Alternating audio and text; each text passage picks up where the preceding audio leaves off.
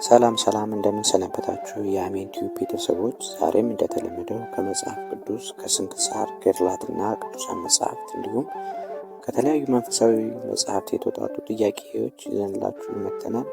ቆይታችሁ ከኛ ጋር ይሁን። ቀጥታ ወደ ጥያቄው። ጥያቄ ቁጥር 1 እመቤታችን ቅድስት ድንግል ማርያም ለቤተ መቅደስ የተሰጠችው በስንት ዓመቷ ነው? በ3 ዓመቷ፣ በ7 ዓመቷ፣ አመሮሃ በ12 ዓመቷ።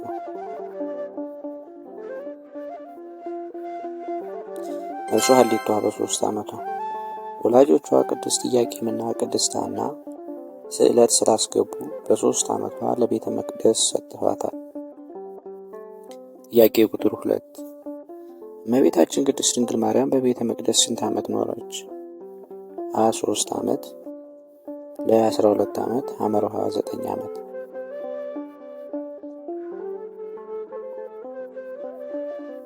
መልሱ 12 ዓመት።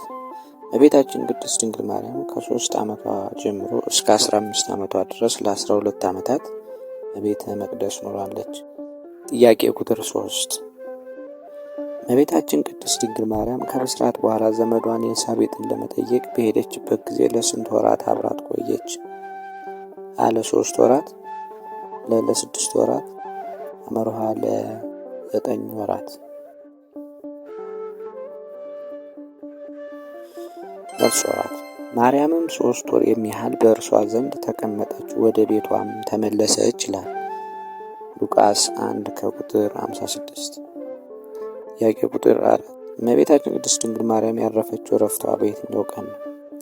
ግንቦት 1፣ ለጥር 21፣ አመሮሃ ነሐሴ 16።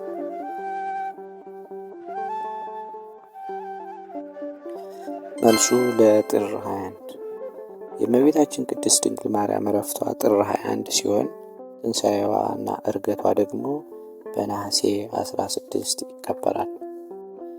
ጥያቄ ቁጥር 5 ማርያም የሚለው ስም ትርጉሙ ምን ማለት ነው?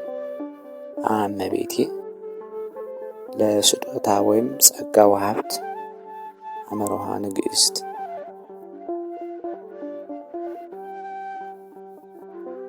መልሱ ለስጦታ ጸጋ ወሀብት ነው። ማርያም ማለት ለወላጆቿ ብቻ ሳይሆን ለዓለሙ ሁሉ የተሰጠች ስጦታ። አብራችሁን ስለቆያችሁ እግዚአብሔር ያክብርልን። በቀጣይ በሌላ ጥያቄዎች እስከምንገናኝ ቸር ቆዩ።